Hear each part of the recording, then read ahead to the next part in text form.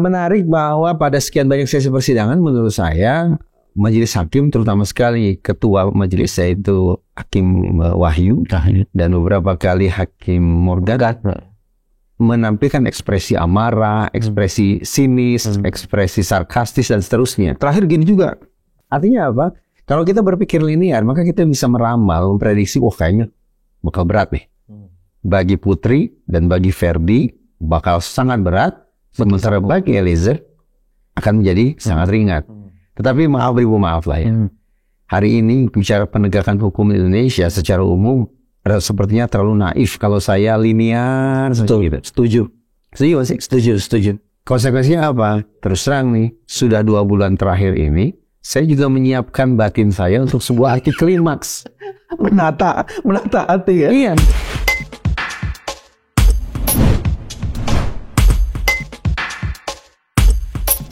Bismillahirrahmanirrahim. Assalamualaikum warahmatullahi wabarakatuh. Waalaikumsalam. Teman-teman, minggu depan itu hari yang sangat mendebarkan bagi Lord Sambo dan kawan-kawan serta Eliezer. Dan ini menjadi penting kita perhatikan karena kita akan melihat apakah pasar gelap ketidakadilan itu betul-betul ada di pengadilan atau pengadilan menjadi benteng para pencari keadilan. Karena hakim betul-betul menggali rasa keadilan di masyarakat. Seperti yang disebutkan dalam kekuasaan kehakiman. Nah, hari ini beruntung sekali ada sohib lama yang berkomunikasinya lewat WA biasanya bisa hadir di podcast ini. Tapi kita pernah ketemu 2 kali sebenarnya di kereta dalam perjalanan yang sama. Oke. Inilah psikolog forensik kita yang punya kemampuan di psikologi forensik, Sobat Reza Indragiri. Apa kabar Mas Reza? Alhamdulillah sehat Mas. Kalau di saya tuh sehat kurang Mas. Apa itu? Harus waras. Waras? Yes. Kesehatan tanpa kewarasan tak ada gunanya Mas. Kewarasan tanpa integritas? Itu juga. Karena dalam kewarasan itu integriti menjadi bagian pentingnya. Harus mutlak. Ya. Karena orang nggak disebut waras kalau tidak punya integriti. Poin bagus. Iya dong. Mengukur kewarasan itu ada dengan menakar integritasnya. Yes. Jadi kebanyakan orang mau sehat, fisik banget gitu. Kewarasan itu mencakup dua-duanya gitu. Baik. Dan kita sekarang membicarakan kewarasan proses pengadilan. Seluruh jawab jinawab pemeriksaan udah selesai. Tadi menarik tuh. Mas Bayu mengatakan hakim menggali terus keadilan yang hidup di publik untuk kemudian berharap diterjemahkan ke naskah putusan kan. Tapi begini, dalam psikologi forensik yang tengil, usil, dan jahil ini berhasil menemukan antitesis terhadap itu. Oke. Artinya, apa benar nih bukan polisi lagi, polisi. Seneng banget tuh. Apa benar nih hakim membuat putusan itu seideal itu? Nah, dengan pertanyaan semacam itu, psikologi forensik akhirnya membangun lewat media, membangun sebuah teori yang disebut sebagai strategic model nih Mas. Strategic model? Ya. Apa itu strategic model dalam pembuatan putusan? Artinya adalah hakim ini ketika sedang mengetik naskah putusan itu, dia membayangkan kepentingan apa yang sedang dia coba perjuangkan. Di luar masalah keadilan. Termasuk adalah kepentingan karir si hakim itu sendiri. Beberapa tahun lalu saya dipercaya untuk menjadi koordinator untuk assessment center dalam seleksi dan perekrutan hakim agung. Oke. Dari situ saya tahu bahwa ternyata berarti komisi yudisial tuh ya? Betul. Dari situ saya tahu bahwa ternyata setiap kontestan harus menyerahkan putusan yang menjadi penanggung jawab saya. Putusan dianggap, ini mahkota saya nih, ini portofolio terbaik saya. Nah, praktek semacam itu kan menjadi bukti pembenaran strategi model tadi. Bahwa mulai dari sekarang nih, yang mulia Hakim Wahyu, yang mulia Hakim Morgan Simanjuntak, yang mulia Hakim Ngalimin, saat ini dia sedang sibuk mengetik naskah putusan Sambo, tapi dia harus membayangkan puluhan tahun yang akan datang ini akan jadi apa. Karena boleh jadi dari naskah putusan yang mereka bikin hari ini itu akan jadi aset bagi mereka untuk dapat kursi di Mahkamah Agung. Dia merencanakan rekam jejak. Betul. Ya, jadi bukan sekedar membuat, dia merencanakan rekam jejak digital dia. Cuman mengisi portofolio untuk membangun portofolionya. Ya. Oke. Nah, kalau melihat seluruh proses di pengadilan itu, ya kita kan melihat kita sudah bisa melihat ya. Walaupun hakim menjaga image-nya gitu, kita bisa lihat sebenarnya ini ke arah mana bandul keadilan itu kerja gitu.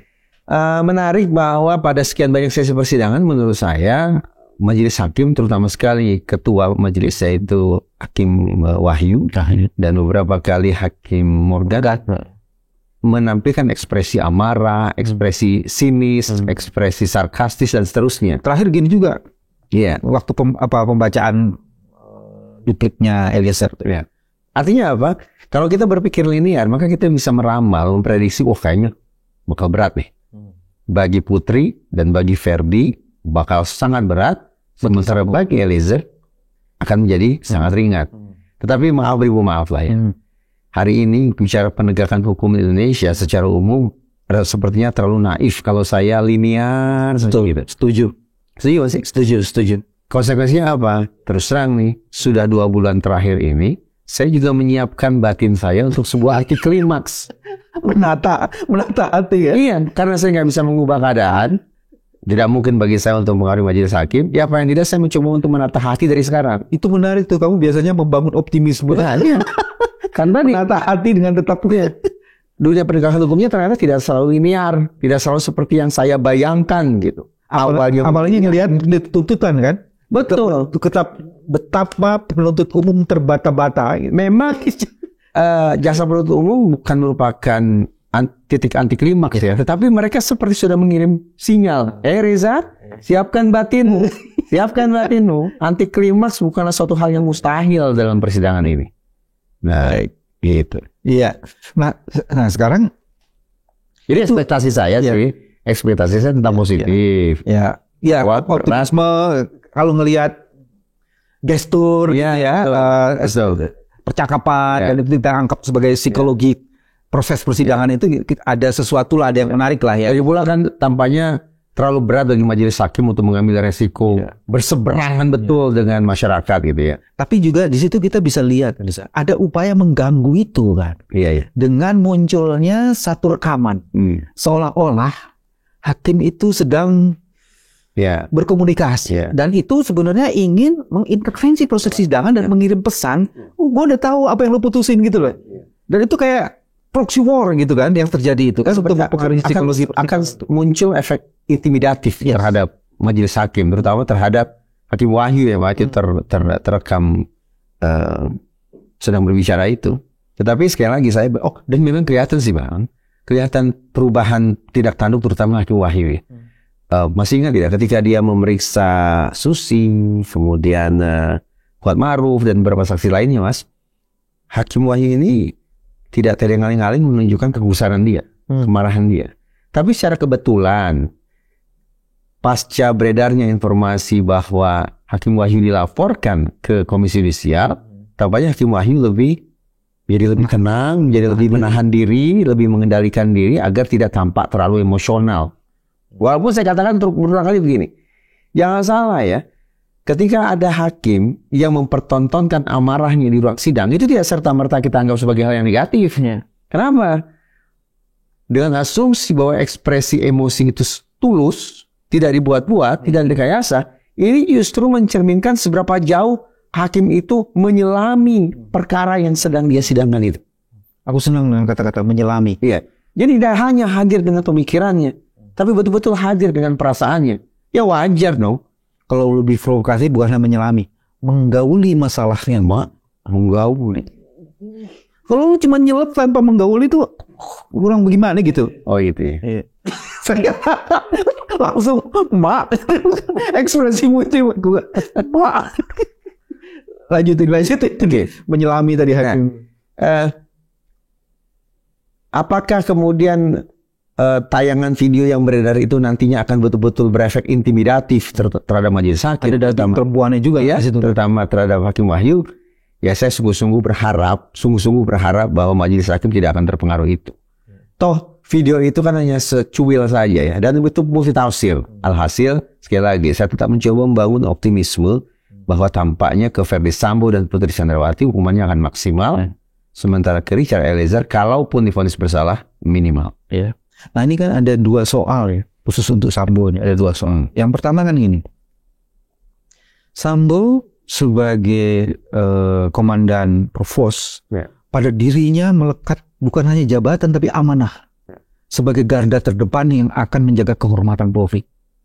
Tapi fakta kemudian menunjukkan dia menggunakan pengaruh dari jabatannya itu dan justru merusak kehormatan dan marwah Polri. Ada 100 orang macam kayak itu. Dan yang kedua, Sambo pun menjadi titik simpul karena dia mempunyai banyak informasi yang bisa membuat tidak nyaman. Jadi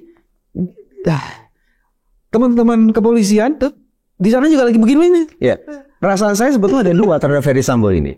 Di satu sisi saya membayangkan bahwa kenapa masyarakat sedemikian besar atensinya terhadap kasus ini, karena boleh jadi masyarakat diakui atau tidak sedang memarahi institusi Polri juga. Ya, kita tidak bicara terdakwa sembarang terdakwa ini. Ini bukan polisi sembarang polisi. Polisi yang punya 2 bintang di pundaknya. Polisi yang berstatus sebagai Kepala Satgasus Merah Putih ya, itu favorit itu. Dan yang ketiga disebut-sebut sebagai Kapolri masa depan kan, the rising star, rising star kan. Dengan status yang sedemikian prestisius semacam itu, tapi kemudian melakukan penyimpangan sedemikian parah, perkiraan saya masyarakat tidak hanya sedang menuding-nuding Sambo ini sebetulnya. Sebenarnya kemarahan itu juga bisa dilihat dari perspektif positif ya, karena dia ingin kepolisiannya itu segini, kok begini gitu. Tepat. Nah, bagi pimpinan Polri yang punya kewarasan, pasti dia akan menggunakan ini untuk introspeksi. Nah, ya kan? Jadi di satu sisi ada perasaan jengkel saya. Terus saja saya ada kejengkelan atau kegusaran ya, ketika membayangkan, ketika mengucapkan, ketika memperbincangkan Verdi Sambo ini. Tapi dari sisi seperti Mas tadi katakan, saya punya harapan bahwa dia akan buka-buka. Jadi di satu sisi saya juga berharap dia akan jadi whistleblower. Loh, cuma Mas, kita hitung ya. Kalau suatu saat nanti misalnya dia buka-bukaan, pada saat yang sama dia mengajukan banding karena tidak puas nih dengan vonis di pengadilan negeri. Loh, dia akan bisa mengatakan ke hakim tingkat pengadilan tinggi nanti bahwa, hey, ini loh bukti kebaikan yang saya lakukan. Saya buka semuanya ini. Nah, kalau itu betul-betul dilakukan, barangkali suasana batin saya pribadi paling tidak akan sedikit berubah ini terhadap Verdi Sambo. Ya, baik. Jadi sebenarnya itu sebabnya dalam Verdi Sambo itu sebenarnya ada 2 titik yang bertumpu ya, satu dalam lainnya, dan itu pilihan ada di Verdi Sambo. Dan salah satu pilihan yang diusulkan oleh Reza adalah buka aja. Jadi buku hitam itu menjadi black box yang menjadi Pandora sebenarnya. Lalu bikin. Tapi dari sisi yang lain sebenarnya proses decay terjadi, tapi proses pembersihan juga terjadi gitu. Harapan saya begitu. Ya, dan sebenarnya itu sudah ditunjukkan oleh Eliezer. Ya. Tanpa Eliezer tidak akan kasus ini nggak ada case-nya sebenarnya. Dan itu flat. Dan kita nggak bisa bongkar seluruh skenario dan orkestrasi yang begitu hampir nyaris sempurna. Bahkan diduga kemudian sebenarnya kejadian ini bukan hanya 1 kali. Cuman kan belum ada bukti-bukti yang bisa ditampilkan. Nah, Eliezer ini mendapatkan simpatik karena dia melakukan turnover atau titik balik, dan dia konsisten setelah itu. Di awalnya memang ada banyak skenario dia temui tantangannya karena under pressure, tapi setelah itu dia konsisten. Dan kemudian jaksa pun mengatakan, walaupun dia memberikan tuntutan yang lebih tinggi, dia menyatakan tanpa Eliezer peran riset nothing. Itu ditopang oleh LPSK, ditopang oleh amicus curiae yang luar biasa sekarang banyaknya, dan kemudian komentar dari netizen. Menurut saya Eliezer sama aja atau down? Kalau bicara ekspektasi dan bicara prediksi ya, bicara ekspektasi dulu. Kalau ekspektasi terus terang, sebagaimana apa yang saya sampaikan di persidangan ketika hadir sebagai ahli, saya ingin mengatakan bahwa orang ini paham bahwa yang dilakukan itu salah. Tapi pada saat yang sama dia tidak mungkin untuk mengelak bukan hanya tekanan dari Sambo, tapi tekanan dari sebuah subkultur menyimpang yang dari waktu ke waktu, dari generasi ke generasi ada di lingkungan kepolisian. ada dan tertanam ya. Betul, code of silence itu, kode senyap itu, kesetiakawanan menyimpang itu, kepatuhan yang aneh itu, bahkan mungkin bisa disebut sebagai kepatuhan yang jahat itu. Jadi berhadapan dengan dua pihak Eliezer ini. Satu dari Verdi Sambo, satu lagi adalah dari subkultur yang hidup dan terwariskan terus-menerus di organisasi tempat dia bekerja. Berkembang dan terwariskan. Terwariskan loh. Karena kalau tidak terwariskan, seolah-olah jiwa kuasa itu hilang. Seolah-olah Sampai hari ini sistem itu masih. saya membayangkan begitu. Nah, kehebatan Eliezer di balik istilah atau sebutan justice collaborator itu adalah berarti kita maknai kesanggupan dia untuk melawan Verdi Sambo, sekaligus kesanggupan dia untuk melawan arus kultur menyimpang organisasi tempat dia bekerja. Kan dahsyat gitu. Dahsyat. Dia dalam situasi kayak gitu ya. Kalau dia tidak diapresiasi, zalim betul orang yang membuat putusan itu. Tapi itu ekspektasi. Dengan ekspektasi, dengan potret seperti itu, maka ekspektasi saya adalah ya bebas. Walaupun dihukum ya percobaan, tanda petik basa-basi ini. Supaya tidak terlalu aneh juga. 12 tahun kemudian jadi bebas murni. Walaupun nggak aneh juga ya. Kalau bebas berarti dia tidak terbukti bahwa kalau onslaught kejahatannya itu bukan pidana. Iya. Kalau saya sih kayaknya dihukum tapi Nah, ini yang minimal. sekarang prediksi. Nanti ekspektasi sekarang prediksi. Prediksi tetap dihukum. Tapi berapa? Tampaknya maksimal 2 tahun. Bukan 12 tahun. 2 tahun. Kenapa? Karena sudah ada preseden. Kapolri, saya lupa nih Kapolri yang mana. Dalam kasus AKP Brotoseno ya? Itu AKP ya waktu itu ya? Iya. Lu ngomong Broto berarti ada hubungannya dengan Enji nanti tuh. Iya. Kita beda. Lu berat. Benang merah makin ekstrim nanti. Ini apa episode 18 Don't try this at home. Saya mau bilang bahwa Brotoseno itu walaupun sudah dipidana, tapi kan ternyata sempat entah bagaimana caranya masih berkiprah sebagai anggota Polri. Padahal sudah ada ultimatum waktu dari Kapolri. Nah, saya lupa nih Kapolri yang mana. Kapolri ini, Kapolri Tito atau yang dia tetap jadi ini. Iya. Ya, yang mengatakan begini. Iya. Pokoknya ini orang, kita lihat proses pidananya. Kalau hukumannya di atas 2 tahun, Kepecat ya? Ternyata enggak. Ternyata enggak. Yang ingin saya katakan adalah berarti sudah ada presiden di mana Kapolri itu mengatakan bahwa 2 tahun adalah batas perbuatan pidana. Bisa ditoleransi ya, batasnya tahun itu ya. Mana yang bisa ditoleransi dan mana yang tidak bisa ditoleransi. Alhasil, kalau majelis hakim tahu tentang itu dan hakim punya kepentingan untuk menyelamatkan Eliezer sebagai personil Polri, menyelamatkan sebagai personil Polri, berarti hukumannya semestinya tidak lebih dari 2 tahun. Tagline-nya dapat tuh, menghukum tapi menyelamatkan. Nah, ada satu lagi gini. Dalam psikologi atau sosiologi kejahatan, itu kalau kejahatan yang conspirated dan serius, maka whistleblower-nya dia akan mendapatkan tudingan dari semua orang bahwa yang bertanggung jawab itu dia. Itu serangan balik. Iya, serangan balik itu terjadi serangan balik, dan serangan balik itu kan kelihatan dalam kasus yang ini kan. Semua orang kemudian menuduh dan membebankan itu. Even yang namanya Sambo juga mengatakan sebenarnya pembunuhnya dia. Dan itu terbukti dalam sosiologi itu. Nah, itu sebabnya dia menghadapi 3 bos, bukan hanya 1 tadi melawan perintahnya di Sambo, ya kan? Terus yang kedua psikologi organisasi yang ini, terus yang ketiga dalam sosiologi kejahatan. Dia pasti ditudingnya. Bahkan kemudian bagian dari jaringannya Sambo bukan tidak mungkin akan mulai mengincar dia. Nah, itu sebabnya yang tadi Reza bilang itu menghukum dengan menyelamatkan itu menjadi penting. Bukan hanya putusan. Menurut saya LPSK tetap harus bekerja. Akhirnya terus ya. Putusan itu. Ini pesan juga untuk LPSK nih. Lu bukan sekedar menjadikan dia justice collaborator, tapi memastikan bahwa justice collaborator itu betul-betul berfungsi, bukan hanya membongkar, tapi menyelamatkan dia, memastikan garansi keamanannya itu dalam periode tertentu. Setuju nggak? Setuju. Tapi dia teruntungkan oleh status sebagai personel BRIMOB. Oke. Konon ini, katanya personil BRIMOB itu tidak mau disamakan dengan personil polisi secara umum.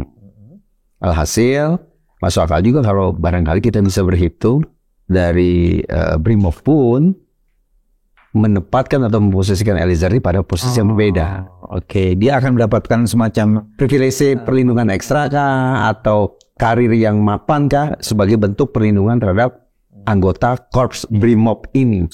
Solidarity of the Corps ya, itu betul, masuk di situ. Betul. Biasa kayaknya kita perlu datang nih ke sidangnya Eliezer. Kapan? Sidang kalau nggak salah Rabu minggu depan. Sambo hari Senin. Sama PC hari Senin. Terus Eliezer akan datang. Itu sebagai satu bentuk dukungan. Tapi Pengadilan Negeri Jakarta Selatan udah wanti-wanti. Udah nonton di rumah aja, gak usah datang. Nggak apa-apa. Yang lain-lain nonton di rumah.